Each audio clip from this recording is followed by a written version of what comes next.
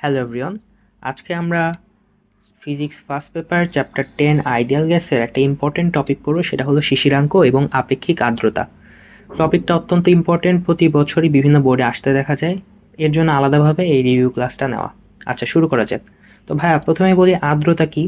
আর্দ্রতা হচ্ছে জলীয় বাষ্পের উপস্থিতি। আমাদের আশেপাশে বাতাসে hydrogen, oxygen, carbon dioxide, nitrogen বিভিন্ন গ্যাস আছে, সাথে সাথে থাকতে পারে কি জলীয় বাষ্প। এই জলীয় বাষ্প উপস্থিত থাকলে আমরা বাতাসকে বলি আর্দ্র, আর যদি জলীয় বাষ্প উপস্থিত না থাকে আমরা বাতাসকে বলি শুষ্ক। আচ্ছা, পরম আর্দ্রতা কি ভাইয়া? এই জলীয় বাষ্প যে আছে নির্দিষ্ট একটা অঞ্চলে, নির্দিষ্ট একটা এরিয়ায় কি পরিমাণে জলীয় বাষ্প আছে সেটার পরিমাপটা হলো আমার পরম আর্দ্রতা দেয়। আচ্ছা, তারপর সেই সম্পৃক্ত বাষ্প এবং অসম্পৃক্ত বাষ্প কি। আচ্ছা, এখন থেকে ইম্পর্টেন্ট, তো মনোযোগ দিয়ে একটু বোঝার চেষ্টা করো যে ভাই আমার কাছে এই যে এই এরিয়াটা আছে, ঠিক আছে, একটা নির্দিষ্ট পরিমাণ এরিয়া আছে। এই এরিয়াতে আমার হাইড্রোজেন থেকে শুরু করে কার্বন ডাইঅক্সাইড, পানি, হাইড্রোজেন থেকে শুরু করে কার্বন ডাইঅক্সাইড, অক্সিজেন, নাইট্রোজেন বিভিন্ন গ্যাস আছে। এছাড়াও এখানে জলীয় বাষ্প আছে। এই জায়গাটার সর্বোচ্চ ধারণ ক্ষমতা ম্যাক্সিমাম থাকতে পারে 800 গ্রাম জলীয় বাষ্প, ঠিক আছে, 800 গ্রাম জলীয় বাষ্প, গ্যাসিয়াস স্টেটের পানি। এটা হলো ম্যাক্সিমাম থাকতে পারে, কিন্তু আছে হলো 600 গ্রাম। কত গ্রাম আছে? 600 গ্রাম। তাহলে কি এই অঞ্চলটা, এই এরিয়াটার বাষ্প হলো কি অসম্পৃক্ত বাষ্প। বুঝতে পারছো? যদি 600 গ্রামের জায়গায় যদি 800 গ্রাম থাকতো, মানে যতটুকু জলীয় বাষ্প থাকতে পারে ততটুকুই জলীয় বাষ্প আছে, সম্পূর্ণ পরিপূর্ণ, তাহলে আমরা বলতাম সম্পৃক্ত বাষ্প, অনেকটা দ্রবণের মতো। ঠিক আছে? আচ্ছা, তাহলে নেক্সট টপিকে যাওয়া যাক। সেটা হলো আমার শিশিরাঙ্ক বা ডিউ পয়েন্ট, আজকের মেইন খেলোয়াড়। তো আমার শিশিরাঙ্ক কি ভাইয়া? মনে করো এখানে ম্যাক্সিমাম যে আমরা বললাম 800 গ্রাম জলীয় বাষ্প থাকতে পারে, এটা থাকতে পারে হলো আমার 25 ডিগ্রি সেলসিয়াস তাপমাত্রায়। ঠিক আছে, এটা আমাকে বলে দেওয়া আছে যে 25 ডিগ্রি সেলসিয়াস তাপমাত্রায় এই এরিয়াতে ম্যাক্সিমাম 800 গ্রাম জলীয় বাষ্প থাকতে পারে। তবে বর্তমানে আছে 600 গ্রাম। ঠিক আছে, বর্তমানে আছে 600 গ্রাম। তাহলে শিশিরাঙ্ক কি হবে ভাইয়া? 25 ডিগ্রি সেলসিয়াস তাপমাত্রায় ম্যাক্সিমাম 800 গ্রাম থাকতে পারে। আমরা যদি টেম্পারেচারটা কমাই, সাপোজ আমরা 24 ডিগ্রি করলাম, আমরা দেখলাম কি যে 24 ডিগ্রি সেলসিয়াসে আমার ম্যাক্সিমাম ধারণ ক্ষমতা কমে গেছে। এখন ম্যাক্স থাকতে পারে হলো আমার 700 গ্রাম।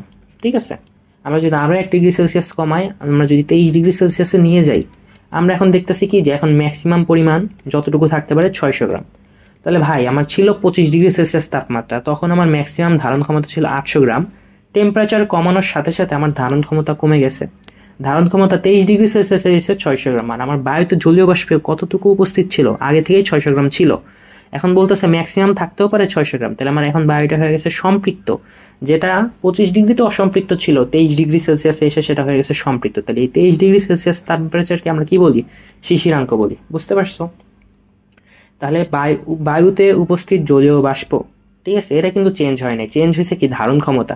তাহলে যে তাপমাত্রায় বায়ুতে উপস্থিত জলীয় বাষ্প দ্বারা বায়ু কি হয়? সম্পৃক্ত হয়, সেই তাপমাত্রাকে শিশিরাঙ্ক বলে। এখন যখন সম্পৃক্ত হয়ে যাবে, যদি আরো বাষ্প থাকে, তাহলে সেটা কিসে পরিণত হবে? সেই বাষ্পটা আমার তরলে পরিণত হবে, শিশির হিসেবে আমরা দেখতে পাবো। এর জন্য এইটার নাম হলো শিশিরাঙ্ক বা ডিউ পয়েন্ট। বুঝতে পারছো? আচ্ছা, তাহলে আমরা পরের টপিকে চলে যাই। পরের টপিক হলো আপেক্ষিক আর্দ্রতা, রিলেটিভ হিউমিডিটি। হ্যাঁ, আপেক্ষিক আর্দ্রতা কি? আপেক্ষিক আর্দ্রতা হচ্ছে একটা অনুপাত।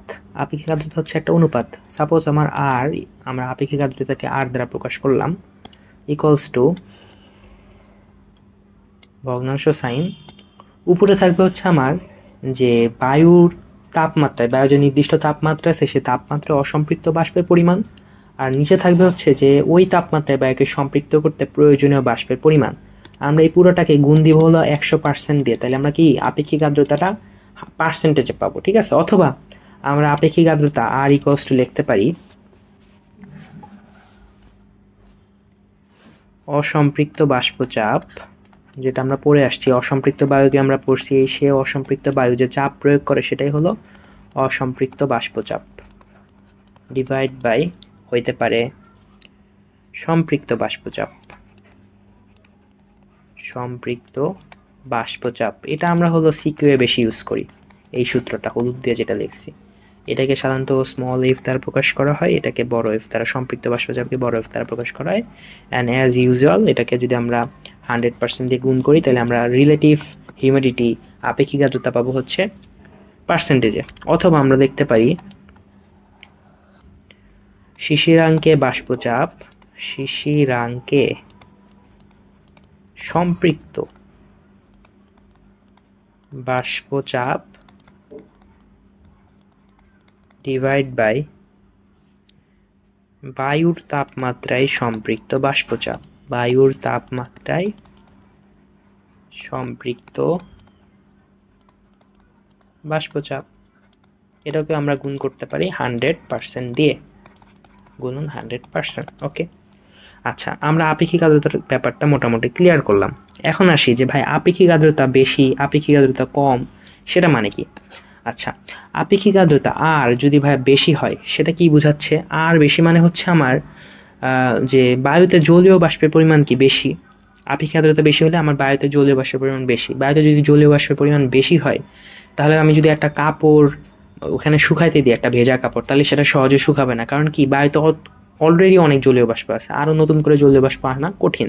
তাহলে আমার হচ্ছে যদি আর বেশি হয় তাহলে আমার হচ্ছে প্রথমত কি হয়, বায়ুতে নতুন করে জলীয় বাষ্প আনা কঠিন হয়, কাপড় শুকানো কঠিন হয়, আমি যদি ঘেমে যাই ঘাম শুকানো কঠিন হয়, তাহলে আমার ওভারঅল অস্বস্তি লাগে। ঠিক আছে, আর যদি আপেক্ষিক আর্দ্রতা কম থাকে তাহলে হচ্ছে আমার বায়ুতে জলীয় বাষ্প আসার অনেক জায়গা আছে, আমি কাপড় যদি শুকাইতে দিই তাহলে সহজে শুকাবে, আমি যদি ঘেমে যাই তাহলে আমার ঘামও সহজে শুকাবে। তাহলে আমার হচ্ছে সাধারণত কম আপেক্ষিক আর্দ্রতা পছন্দ করি। ঠিক আছে, আচ্ছা, তো লাস্ট কোশ্চেন, যে এরকম কোশ্চেন আসতে পারে যে আমার শীতকালে নাকি বর্ষাকালে কখন কাপড় শুকানো সহজ?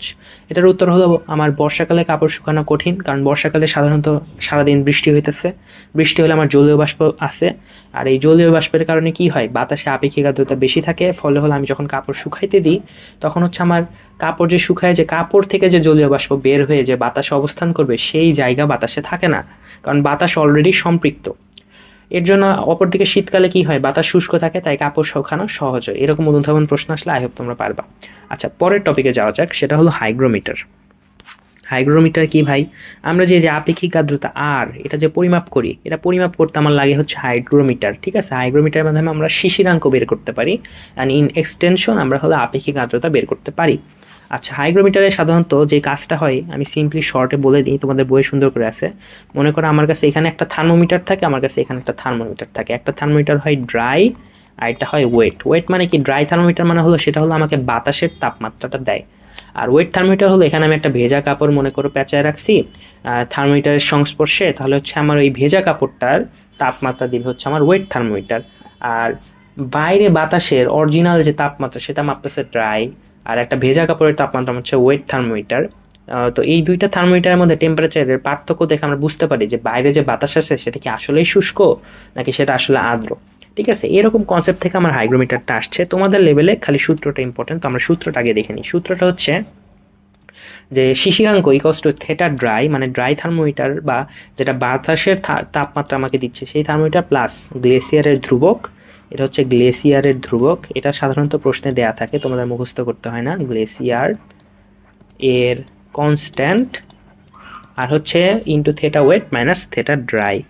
ওকে, তারপর আমরা আসি যে ভাই এই সূত্রে আমরা হচ্ছে যে এই একটা থার্মোমিটার থেকে থেটা ড্রাই পাবো, আর একটা থার্মোমিটার থেকে থেটা ওয়েট পাবো, গ্লেসিয়ার দেওয়া থাকবে, সেখান থেকে আমরা শিশিরাঙ্ক পাবো।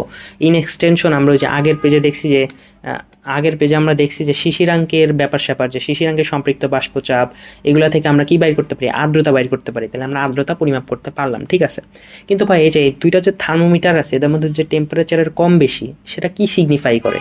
আচ্ছা, তো থেটা ড্রাই এবং আমার হচ্ছে কি থেটা ওয়েট, এই দুইটার মধ্যে যে টেম্পারেচার পার্থক্য আছে, এই পার্থক্য যদি শূন্য হয়, শূন্য হলে আমার বোঝায় হচ্ছে কি আপেক্ষিক আর্দ্রতা আর ইকস টু আমার 100%, মানে আমার হচ্ছে সম্পূর্ণটাই জলীয় বাষ্প দ্বারা পরিপূর্ণ আছে। ঠিক আছে, যদি আমার থেটা ড্রাই আর থেটা ওয়েটের মধ্যে পার্থক্য কম হয়, কম হলে বোঝাইতেছে বাতাস যথেষ্ট পরিমাণে আর্দ্র আছে, বাতাস কি তুলনামূলকভাবে বেশি আর্দ্র।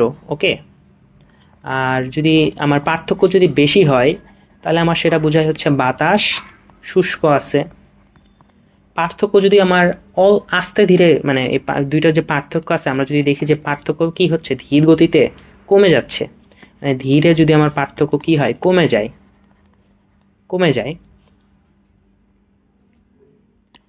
পার্থক্য ধীর গতিতে কমে গেলে আমরা বুঝবো যে বৃষ্টি হবে। আর যদি হুট করে যদি আমার দেখি যে দুইটা টেম্পারেচার কাছাকাছি চলে আসছে, পার্থক্য আমার খুবই কম, যে হঠাৎ কমলে আমরা বুঝবো হলো ঝড় হওয়ার সম্ভাবনা আছে। ঝড় হওয়ার সম্ভাবনা আছে।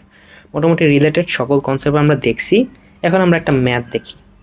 আচ্ছা ভাই, যদি খেয়াল করো একটা কোয়েশ্চেন আছে, তোমরা পজ করে কোয়েশ্চেনটা পড়ে নিতে পারো। আচ্ছা, আই হোপ তোমরা কোয়েশ্চেনটা পড়ে নিছো। এখন কোয়েশ্চেনটা করা যাক। তো আমাকে বলছে কি, গ নাম্বার কোয়েশ্চেনে বলছে ঢাকার শিশিরাঙ্ক কত। ওই দিন ঢাকার শিশিরাঙ্ক কত। আর প্রশ্ন আমার বলছে কি যে একজন আবহাওয়াবিদ দৈনিক প্রতিবেদন তৈরির সময় ঢাকা আর রাজশাহীতে দুটি সিক্ত এবং শুষ্ক, সিক্ত মানে হলো ওয়েট আর শুষ্ক মানে হলো ড্রাই বাল্ব মানে থার্মোমিটার, আর্দ্রতা মাপক যন্ত্রের মাধ্যমে নিম্নের উপাত্তগুলো সংগ্রহ করলো। ঢাকায় আমার শুষ্ক বাল্ব থার্মোমিটার পার্ট দেওয়া আছে, সিক্ত বাল্ব থার্মোমিটার পার্ট দেওয়া আছে, গ্লেসিয়ার উৎপাদকের মান মানে গ্লেসিয়ারের ধ্রুবক দেওয়া আছে। আমাকে বলছে শিশিরাঙ্ক কত সেটা বের করো। তাহলে আমরা এখন বের করি। আমরা কি জানি যে শিশিরাঙ্ক থিটা, শিশিরাঙ্ক এটা হচ্ছে গ নাম্বার ম্যাথ। শিশিরাঙ্ক equals to theta dry plus গ্লেসিয়ারের ধ্রুবক theta wet minus theta dry. আমরা এই যে আগের পেজে করছিলাম। আচ্ছা, তাহলে আমরা যদি থিটা ড্রাই বসাই, ঢাকায় আমার শুষ্ক বাল্ব থার্মোমিটার কত 88.6 ডিগ্রি সেলসিয়াস প্লাস গ্লেসিয়ারের ধ্রুবক কত দাও 1.664 থিটা ওয়েট কত দেওয়া 20 ডিগ্রি সেলসিয়াস 20 মাইনাস আবার থিটা ড্রাই দেওয়া হলো 28.6 ডিগ্রি সেলসিয়াস। তাহলে আমার শিশিরাঙ্ক আসে, তোমরা যদি ক্যালকুলেট করো আসবে 14.2891 ডিগ্রি সেলসিয়াস। তাহলে গ নাম্বার আমার কমপ্লিট। এখন আমরা ঘ নাম্বারে যাই।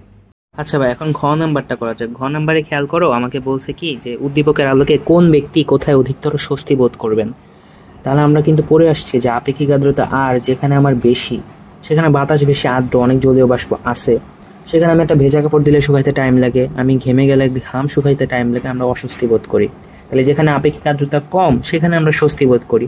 তাহলে আমার এখানে ঢাকার রাজশাহীর ইনফরমেশন দেওয়া আছে, সেখান থেকে আমি ঢাকা রাজশাহীর আপেক্ষিক আর্দ্রতার যদি বের করে তুলনা করতে পারি, তাহলে আমরা বলতে পারবো আমরা কোথায় অধিকতর স্বস্তি বোধ করি। এখন গ নম্বরে আমরা পাইছিলাম কি যে ঢাকার শিশিরাঙ্ক কত। তাহলে ঢাকার শিশিরাঙ্ক আমরা পেয়েছি গ নম্বরে 14.2891 ডিগ্রি সেলসিয়াস। ওকে, হ্যাঁ। আর কোশ্চেনে দেওয়া আছে কি যে শুষ্ক বাল্ব থার্মোমিটারে তাপমাত্রা 28.6, মানে ঢাকার বায়ুর তাপমাত্রা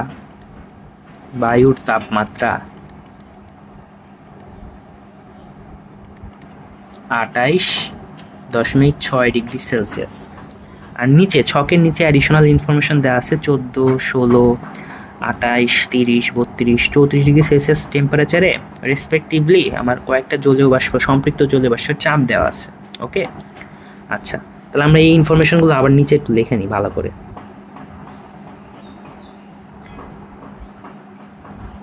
যে আমার কোশ্চেন দেওয়া 14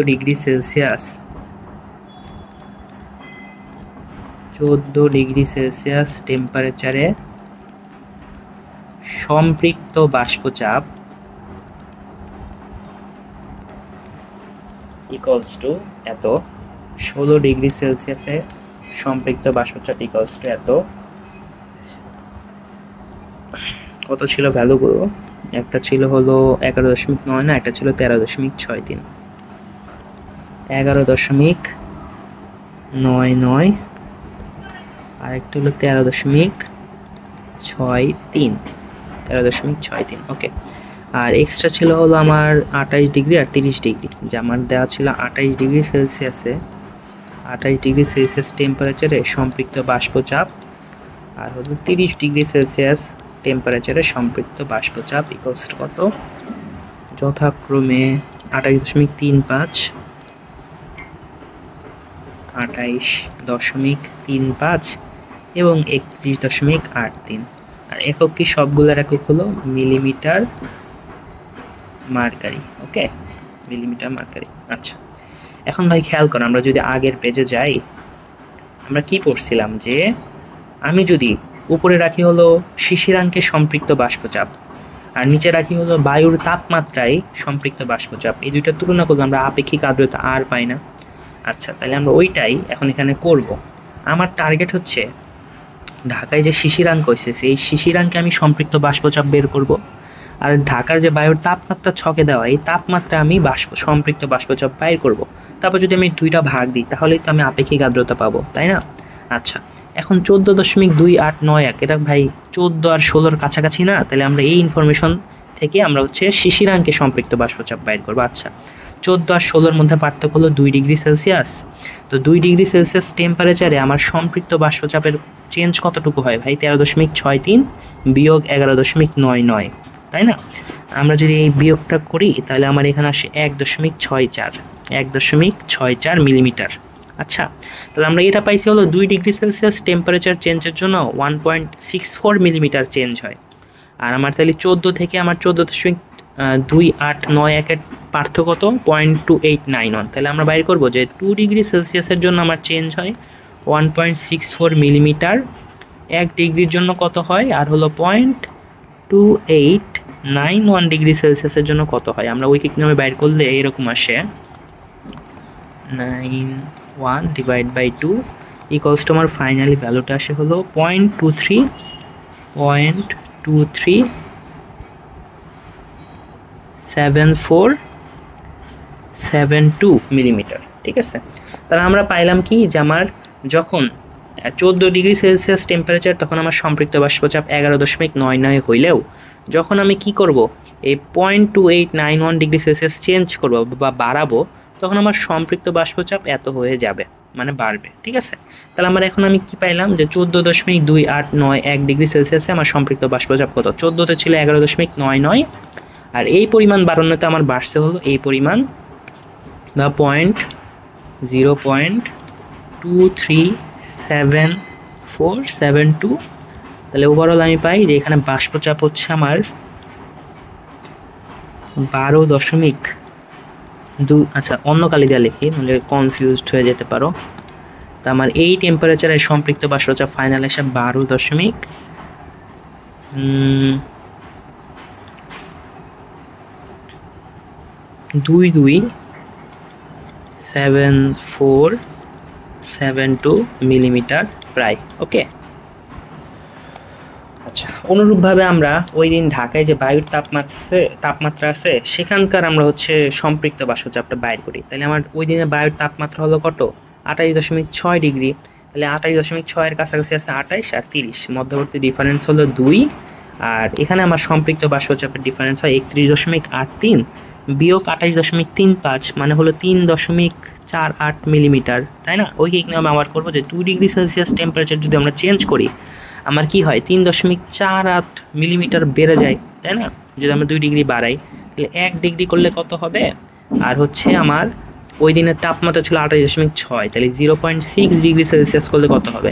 ওই কিক নিয়মে 3.48 × 0.6 ডিভাইড বাই 2। এইখানে আমার হিসাব আসে হলো 1.044 মিলিমিটার। ওকে, তাহলে আমরা দেখলাম যে 28 ডিগ্রি সেলসিয়াস টেম্পারেচার আমার সম্পৃক্ত বাষ্পচাপ 28.35, কিন্তু যখন আমরা 0.6 ডিগ্রি সেলসিয়াস টেম্পারেচার বাড়াবো আমার সম্পৃক্ত বাষ্পচাপ এত বৃদ্ধি পাবে। যদি এত বৃদ্ধি পায় আমার 28.6 ডিগ্রি সেলসিয়াস টেম্পারেচারে, এই টেম্পারেচার আমার এখন বাষ্পচাপ কত হয়? 28-এ বাষ্প ছিল হলো আমার 28.35, তাহলে 28.35 আর এক্সট্রা বৃদ্ধি পাইছে হলো এখন 1.044। আমরা এটা যদি লাল কালি দিয়ে দেখি তাহলে আমার ওই দিন যে বায়ুর তাপমাত্রা 28.6 সেখানে আমার বাষ্পচাপ হচ্ছে 29.394 মিলিমিটার। ওকে, তাহলে আমরা কি পাইছি ভাই? আমরা ঢাকার শিশিরাঙ্ক এত ডিগ্রি সেলসিয়াসে সম্পৃক্ত বাষ্পচাপ পাইছি, আমরা বায়ুর তাপমাত্রা এত ডিগ্রি সেলসিয়াসে সম্পৃক্ত বাষ্পচাপ পাইছি। আমরা দুইটা তুলনা করে আমরা আপেক্ষিক আর্দ্রতা বের করব। তাহলে আমার আর আপেক্ষিক আর্দ্রতা ঢাকা ইকুয়ালস টু উপরে থাকে হচ্ছে আমার শিশিরাঙ্কে সম্পৃক্ত বাষ্পচাপ যেটা আমরা পাইলাম 12.227472, আর নিচে হলো বায়ুর তাপমাত্রা মানে 28.6 ডিগ্রি সেলসিয়াস টেম্পারেচারে সম্পৃক্ত বাষ্পচাপ পাই 29.394। এটাকে 100% দিয়ে গুণ করে দিব, তাহলে আমার আপেক্ষিক আর্দ্রতা আসে হচ্ছে 41.6% প্রায়। ঠিক আছে, যদি আমরা উদ্দীপকে ফিরে যাই তাহলে আমাকে বলছে কি যে আপেক্ষিক আর্দ্রতার স্বাচ্ছন্দ্যকর মান হলো 40 থেকে 60 পর্যন্ত। তাহলে ঢাকায় ব্যক্তিটা স্বস্তি বোধ করতেছে। ঠিক আছে, আপেক্ষিক আর্দ্রতা তুলনামূলকভাবে কম। এখন রাজশাহীটা একটা বের করলে আমরা তুলনা করব, রাজশাহীটা বের করা যাক। রাজশাহীর ক্ষেত্রে আবার কি ভাই, যে আগের মতো যে থেটা শিশিরাঙ্ক ইকুয়ালস টু আমার হয় হচ্ছে থেটা ড্রাই মাইনাস গ্লেসিয়ারের ধ্রুবক থেটা ওয়েট থেটা ড্রাই। ঠিক আছে, রাশিয়ার ক্ষেত্রে থেটা ড্রাই আর থেটা ওয়েট দেওয়া আছে, এই যে শুষ্ক বাল্ব থার্মোমিটার আর আর্দ্র বাল্ব থার্মোমিটার গ্লেসিয়ারের ধ্রুবক, এই ভ্যালুগুলো যদি এখানে ইনপুট দিই তাহলে আমরা হচ্ছে শিশিরাঙ্ক টেম্পারেচারটা পেয়ে যাব। তো ওইটা আমরা করতেছি। এখানে আছে 32.5, গ্লেসিয়ারের ধ্রুবক দেওয়া ছিল হচ্ছে 1.625, থেটা ওয়েট দেওয়া ছিল 22 মাইনাস 32.5। তাহলে আমার শিশিরাঙ্ক আসে হলো, ক্যালকুলেটরে যদি আমরা হিসাবটা করি, শিশিরাঙ্ক আসে হলো 15.4375 ডিগ্রি সেলসিয়াস। ঠিক আছে, আমরা রাজশাহীতে শিশিরাঙ্ক পেয়ে গেছি যে শিশিরাঙ্ক টেম্পারেচার হলো এত। আর তাহলে এটা হলো আমার যে থেটা রাজশাহীতে শিশিরাঙ্ক, সুন্দর করে লেখা রাখি, রাজশাহীতে শিশিরাঙ্ক 15.4375 ডিগ্রি সেলসিয়াস। রাজশাহীতে বায়ুর তাপমাত্রা